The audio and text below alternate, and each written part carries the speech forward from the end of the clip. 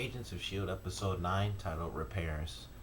This episode oddly fit in with a lot of other episodes from the other shows I watch because I felt like a lot of shows this week oddly had like horror based episodes or stuff that was fairly creepy in their episodes as if they were meant to be for Halloween, but they're all for Thanksgiving. And I just thought that was really weird how a bunch of the shows I watch, it just seems like they all have like creepy based episodes, like haunted houses, and everything just seems to all tie into the same sort of Halloween based element, but it's Thanksgiving.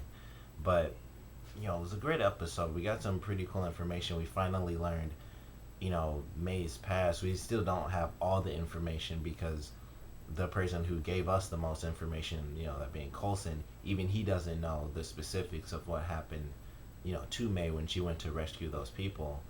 So it was a great episode in that aspect. We got to see her, in the end of this episode, we see her smile. She actually like pulls her pranks, which was really good. It was good. It was a small development, but it was good to have, her kind of coming back into the fold as the character she used to be, as Coulson said. But it was cool to see her. She was kind of the main focus of this episode because Sky's trying to figure out, she's super mean and stuff, and she's learning. She gets a different version of the story each time until she gets to Coulson, and then she really learns the truth about why she's so cold, because it wasn't like she went in and saved all these people and she just killed a ton of people and that's why she's cold now because she had to. It was more because she went in and killed a bunch of people single-handedly, but she still lost a couple of people. And it's I've never killed anyone, but I can only assume that going in and just you know killing a bunch of people with hand-to-hand combat doesn't exactly just you know you don't just walk out of that all the time as the same person. Some people can, I'm sure, and she was one of the people who couldn't. So we got to learn why she is the way she is, and she's always obviously like an amazing character and stuff, but she wasn't, the sort of stoic character. She was quiet, but still, silly and stuff like that. So it was great to finally, get that story of trying to figure out why is she the Calvary and stuff like that. And it, we really learned that she gets that name because the story that originated was just, you know, puffed up over time. And eventually she's just like this superhero who went in and saved all these people and did this and did that. When she really just went in and, in actuality, she just went in and killed people to save her friends. And she didn't even get to save all of them. So it was great to get that out of this episode. It was also a cool little, the actual story of the episode, like the villain, I guess, was really cool too. And I feel like that might lead to some other stuff with, characters from other dimensions and things. And obviously, Thor being from another dimension, I feel like this will really bring in extra characters who we may or may not be familiar with unless you're like really, really into comics and stuff like that.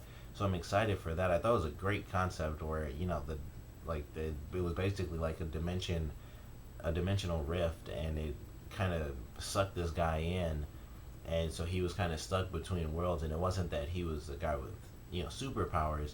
It's just that he was able to slightly control whether or not he was in our dimension or this other dimension until eventually, in the end of the episode, he kind of just gave it up because he would have faded away anyway, and it was more of a peaceful way.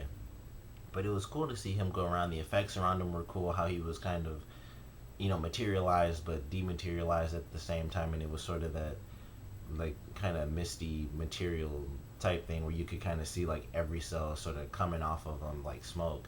And I always like that in shows. It just, I don't know why, it just always looks cool when people are like there but not there at the same time. And it was done really well. It wasn't just like he was kind of see through. He was like really ripping apart it, while standing still. So it was really cool to see that. And he's kind of going crazy because he thinks he's protecting this girl from a threat when she's just being taken in by Coulson and his team because they're trying to figure out who is the real threat, and it's actually him overreacting to her being in dangerous situations or just emotionally distressing situations. So he's going around the ship messing up all types of stuff, and it was actually really cool. Like I said, him, the CG they used on him was really cool, and the action and stuff. How he could, he would teleport and basically he'd be in one area and then he could kind of slingshot to another spot, and he would basically teleport. And it was actually just really well done. I thought it was really cool. And he was sort of this menace who was a normal guy. He just was hard to fight because he could teleport and he had a wrench. But May knew what was going down. I love the scene when obviously he's about to attack her, and she's so cool. She disappears on him, and he can't find her. And of course, that was an amazing scene. And she takes the girl to kind of lead him out of the ship and save everyone, and use her as bait so she could take him out. But it was great to see. She had a cool fight scene, and then in the end, she's kind of calms the guy down because she realizes how he is very similar to her, even though it's different situations. But there's just a lot of rage and stuff inside of him, and he has to just realize how things really are. And so she helps him in the end, and she uses words that Coulson used when she was kind of messed up and didn't really know how to contain herself or kind of just move on really. So it was great to get that line of her too, where she says, I said the words you said to me before. But overall, I thought it was an amazing episode. Fitz and Sims hilarious in this episode, especially when the mop came out of the door, and of course I still always get them confused. I want to say Fitz is the guy, and he screams. I thought that was so funny because mostly because it was his own prank, and the fact that he screamed louder than anyone made it funnier. But them being silly and trying to prank Sky, I thought that was really funny too. But this was a really good episode. We finally got some stuff on May. Excited to see the episode that comes back in 2 weeks, because if you didn't see the preview, they're bringing back the guy from the first episode who everyone thought was going to be Luke Cage, and he may or may not join the team permanently, which would be great. And maybe they'll kind of give him Luke Cage as his code name, which wouldn't really make much sense as a code name.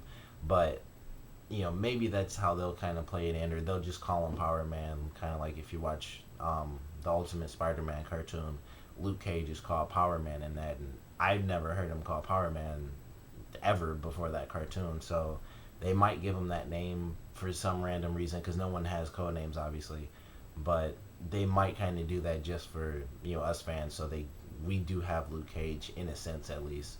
But definitely excited for the episode coming back, or episode in 2 weeks. But I did love this episode, so definitely comment below, let me know what you guys thought. Favorite parts, least favorite parts. I guess the biggest question to ask is, do you guys think we'll at some point get the full details of what happened inside the building with May, or do you guys think it'll just remain a mystery? Comment below, let me know, and thanks for watching.